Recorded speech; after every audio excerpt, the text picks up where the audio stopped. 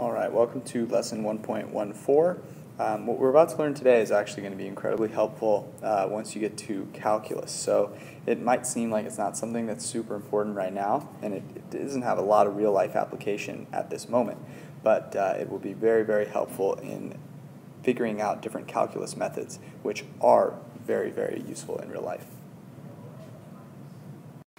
So now you can go ahead and discover what an even and an odd function are by looking at some examples and some non-examples. And from those you'll be able to determine some of the key characteristics about what makes a function even and what makes it odd. So go ahead and copy these graphs and these labels into your notebook. Let me just be super clear on what you're going to need. You're going to need obviously the labels and the actual function itself. For the graph, just make sure you have the x and y-axis, I guess x and y-axis, and then that you have the graph and that it looks just like it does here relative to the x and the y-axis. You don't have to actually have the values here and count these out. That's not going to be necessary. Okay? So go ahead and decide what makes a function even, what makes a function odd. I promise that you'll be able to get fairly close, just commonsensically, what makes an even and an odd function even and odd.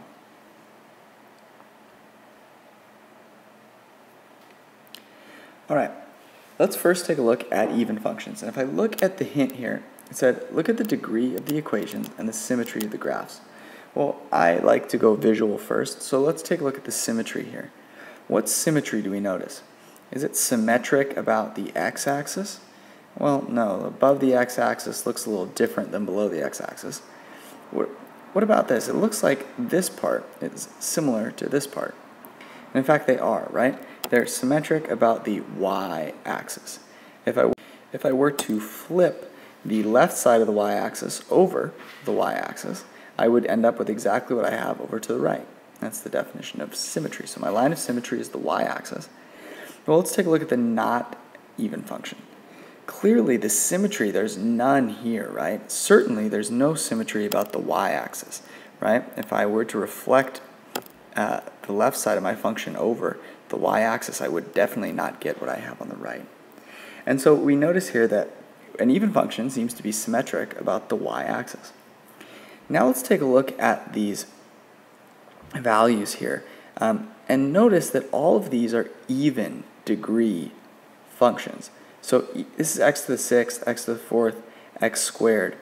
What happens when you have an even degree? Well, that means you're multiplying the number an even number of times. And while we haven't talked about this in great detail, even when you plug in, so if you have x to the 6th, if you plug in a positive number and you plug in a negative number, if they're the same absolute value, like for example negative 2 and positive 2, you're going to end up with the same answer because it's an even degree. And this is essentially what this is saying, right? If you have even degrees, you're going to end up with the same thing on the right hand and the left hand side of the y-axis because these are positive x values and these are negative x values. And it doesn't matter whether we have a positive x value or a negative x value. If we raise it to an even degree, we're going to be in good shape. It's going to be exactly the same. However, notice here we have some odd degree terms. We have x to the 1 and x cubed. Well, think about x cubed. If you put in a positive value for x, you're going to get a positive value back. But if you put in a negative value, you're going to get a negative value back. And so clearly, the values to the right and left of the y-axis are not going to be the same. Now let's take a look at odd functions. So this one is a little bit trickier to see, but I think based on what we saw with the even functions, you'll be able to get it. So let's take a look at the symmetry. What kind of symmetry do we notice here? Well, it's not symmetric about the y-axis, certainly. Is it symmetric about the x-axis? Well, not quite, right? If I flip it over the x-axis, notice that it's reversed, right? So like this peak here will be up here now, and this peak here will be down here, so not quite. So maybe not think about reflections. What could we do and to notice some symmetry here? Think about this. What if you took this piece here and you turned it 180 degrees? So you pinned down the origin and you rotated 180 degrees. Well, now all of a sudden you'd have the exact same function, right? this peak here would end up rotating and becoming this valley down here. And this valley down here would rotate 180 degrees and become this peak up here. And in fact, that is what it means to be an odd function. And let's look now at the not odd function and notice that you can't do that, right? If I were to rotate about the origin, this peak here would all of a sudden become a valley over here, and it wouldn't work. So we notice that an odd function has the symmetry that if you rotate 180 degrees around the origin, your function will be in the exact same position. Let's try and nail this down a little more concretely by taking a look at the odd polynomial terms here. So notice that all of the degrees of these terms are odd, 1, 3, and 5. And remember, with even functions, because we had even degrees, when we plugged in a positive value for x and a negative value for x, we got the exact same answers. Well, what will happen here if we consider an odd degree? So let's imagine you have x to the third, and you plug in a positive number. Well, you're going to get a positive value back. So for example, if you plug in positive 2, 2 cubed is 2 times 2 times 2, or 8. Well, what happens if you plug in the opposite value, negative 2? Well, negative 2 times negative 2 times negative 2, that's 4 times negative 2, which is negative 8. And so you actually end up getting the opposite answer. And you can kind of see how this makes sense, right? So if I plug in 2, I get some positive value. If I plug in negative 2, I get the exact same value except negative. And that's the characteristic that odd functions have. Okay, so let's go ahead and define these more concretely so that we can actually find out for sure how to prove whether a function is even or odd. All right, so classifying functions. Functions can be even, odd, or neither, and when they're even or odd, they really help us out because we can kind of define things in a certain way, and you'll see that when you get to calculus. But now we want to focus on how can we show that a function is even and how can we show that it's odd. So we'll look to the definition. A function is even when the function f of x, so evaluated at the value x, is equal to the function when you plug in negative x.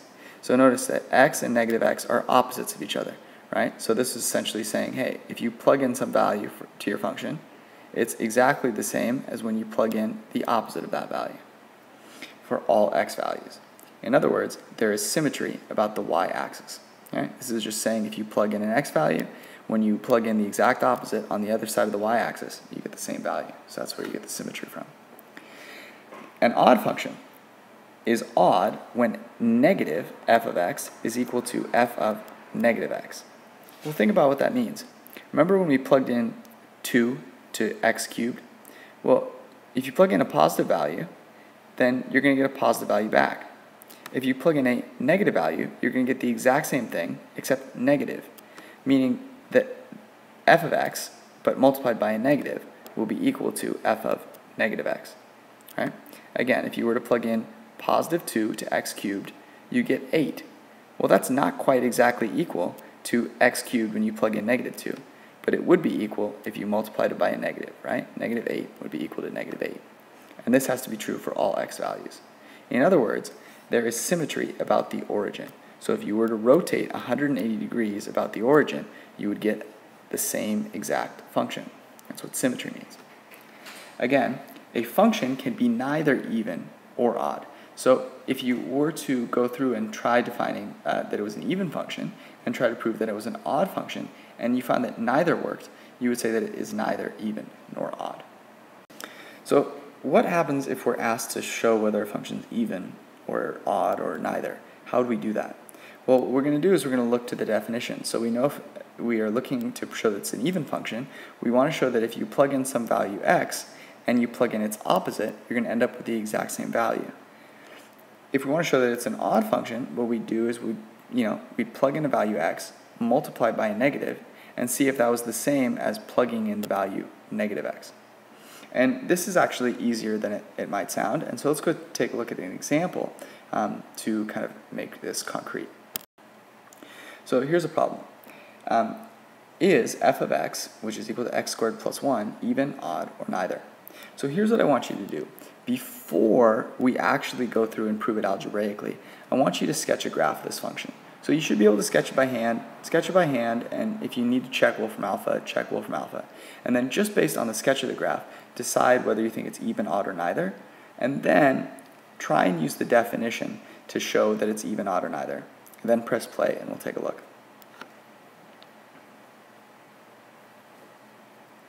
Okay, so I sketched the graph, and my sketching skills are not exactly perfect, but we know that this is just the parent function x squared translated up 1 unit, so this is what we get.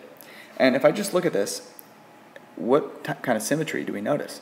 Well, we notice that it's symmetric about the y-axis, right? So we're going to say it's even, but how could we prove this algebraically? Remember, to prove that something is even, we need to show that f of x is equal to f of negative x for all x values.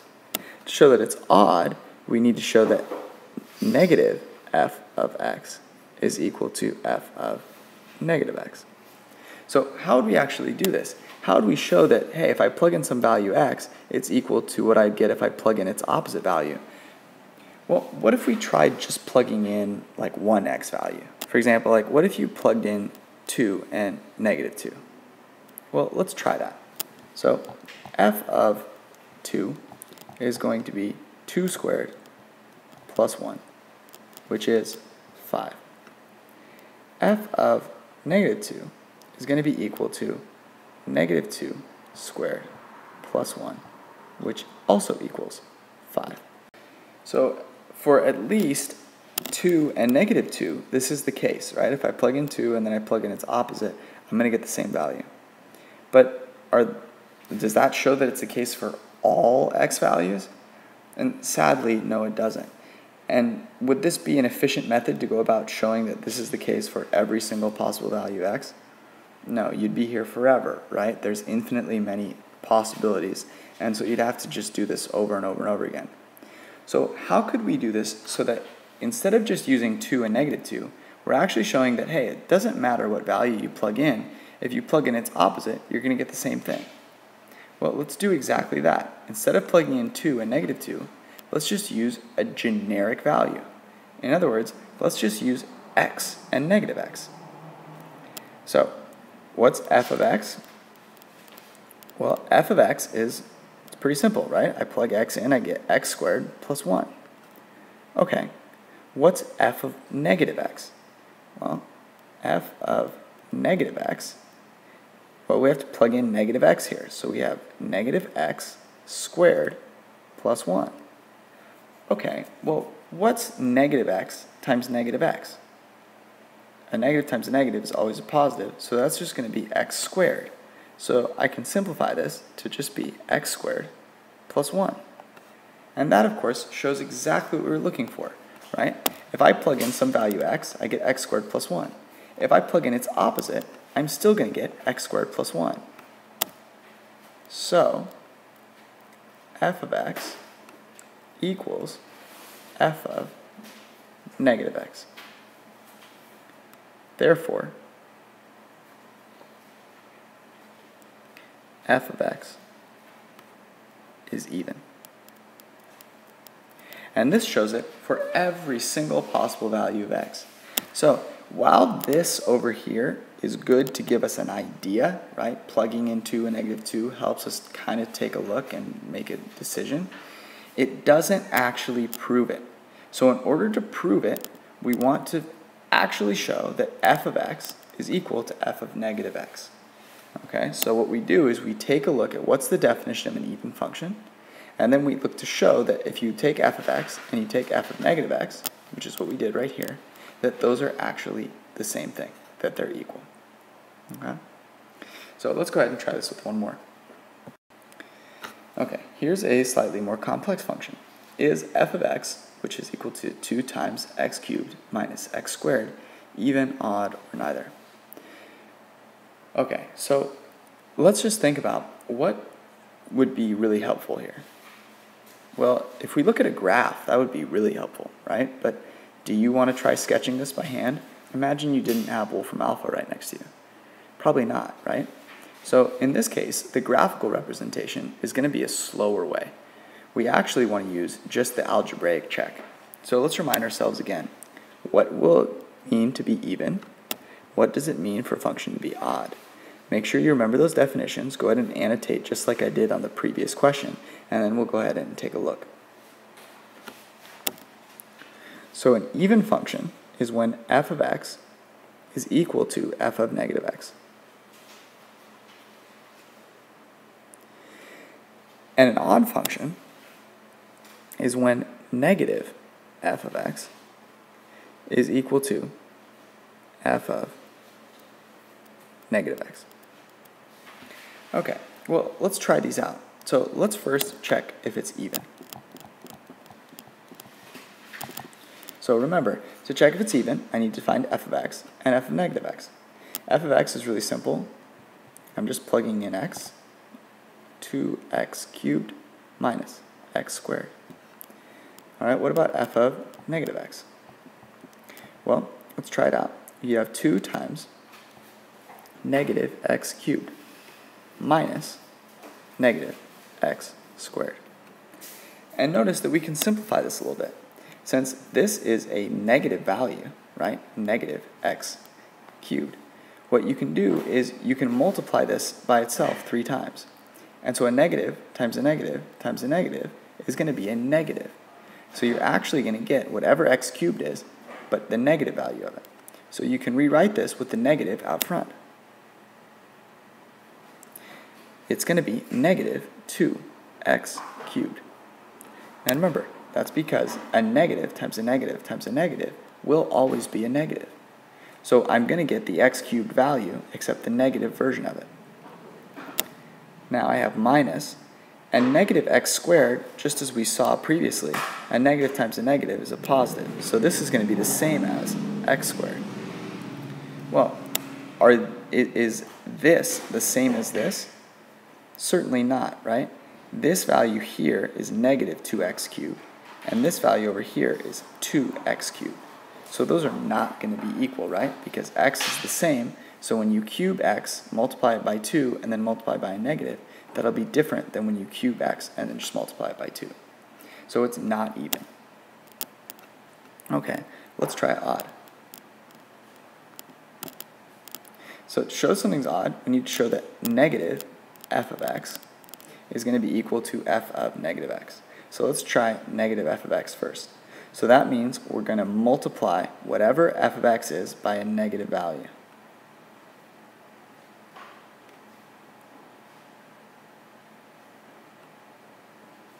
Okay, well, we distribute the negative in, and we're going to get negative 2x cubed plus x squared. Okay, and we need to show that this is equal to f of negative x. Okay, well, we actually already did this, right? We did this over here. That just ended up being negative 2x cubed minus x squared. And real quickly, I just want to talk about why it is, again, that a negative x cubed can be rewritten with the negative out front. Imagine you had the number negative 3. Negative 3 cubed is just going to be negative 27. 27 is just 3 cubed. So let me write this over here. If I had negative 3 cubed, right, 3 times 3 times 3 is 27. But because there's a negative here, it's going to be negative 27. Well, that just means I have negative, and then whatever 3 is cubed, right? So I can write the negative out front and then just cube 3. So again, I have negative 2x cubed minus x squared. Well, are these two the same? These first two terms are, but then I am adding x squared and then subtracting x squared. And so certainly those values won't be the same. So this won't be odd. In fact, since it's neither even nor odd, this is what we call a neither. Right? Neither even nor odd. Okay? So it's not going to be symmetric about the y-axis, and it's not going to be symmetric about the x-axis. All right, I'm going to give you two more, for you to try to show whether they're even, odd, or neither. All right, go ahead and find the solutions to each of these. So you are determining if each function is even, odd, or neither.